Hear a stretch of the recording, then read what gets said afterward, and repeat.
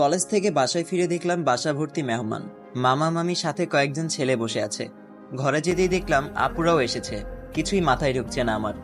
Bag রেখে আপুকে জিজ্ঞেস করলাম, ছেলেগুলো কারা? আপুর কথা শুনে যেন আমি আকাশ থেকে পড়লাম।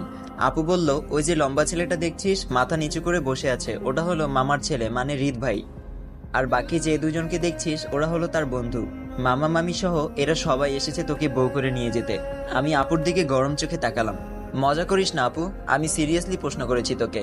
আপু একটু ভ্রুকুচকে আমার দিকে তাকালো। আপু বলল, আমি তোর সাথে কোন দুঃখে মজা করতে যাব?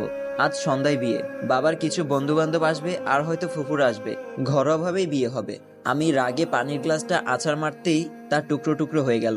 রাগে আপুকে বলে উঠলাম, করব না আমি এই বিয়ে। আমাকে পেয়েছো কি সবাই? যে যা ইচ্ছা তাই ডিসিশন নিবে? আমি তো ভালো করে চিনিও না তাকে, শুধু জানতাম আমার একটা মামাতো ভাই আছে।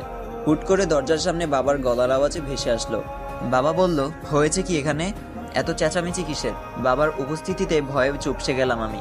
চুপচাপ দাঁড়িয়ে আছি, কিছু বলার সাহস পাচ্ছি না। এর মাঝেই আপু বিষয়টা সামলে নিল।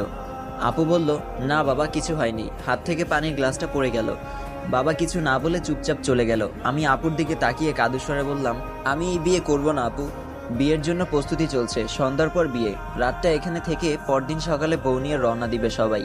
আজ কলেজ থেকে যখন আসছিলাম তখন অনেক প্ল্যান তৈরি করে ফেলেছিলাম।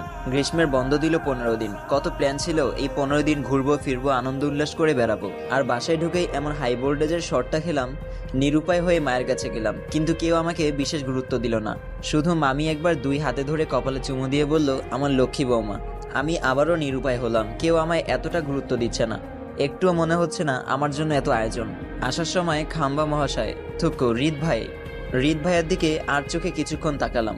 এটাই তাহলে আমার মামাতো ভাই? মা একটা লেহেঙ্গা নিয়ে আমার সামনে এসে দাঁড়ালো। আমি এখনো বসে আছি মুখ গোমড়া করে। মা আমাকে ওয়াশরুমে নিয়ে গেল। এরপর আপুকে বলল গরম পানি নিয়ে আসতে। এমনিতেও গরমকাল, তার উপর আবার গরম পানি, ব্যাপারটা একটু অসহ্যকর মনে হলো আমার কাছে। তবুও কিছু বললাম না।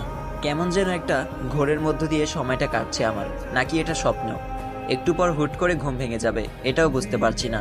আজ মনে হচ্ছে সেই একমাত্র প্রাণী যে কিনা কলেজ থেকে আসার পরই বিয়ের পিঁড়িতে বসতে হবে। মা আমাকে গোসল করিয়ে দিচ্ছে খুব যত্ন করে। এর আগে শেষ কবে এমনভাবে গোসল করালো ঠিক মনেই নেই তার, হয়তো ছোট্টকালে। আমি এই বিয়ে করব না মা, তুমি আব্বুকে বোঝাও। আমি ভালো করে চিনিও না তাকে, কখনো কথাও হয়নি আমাদের। আর হুট করে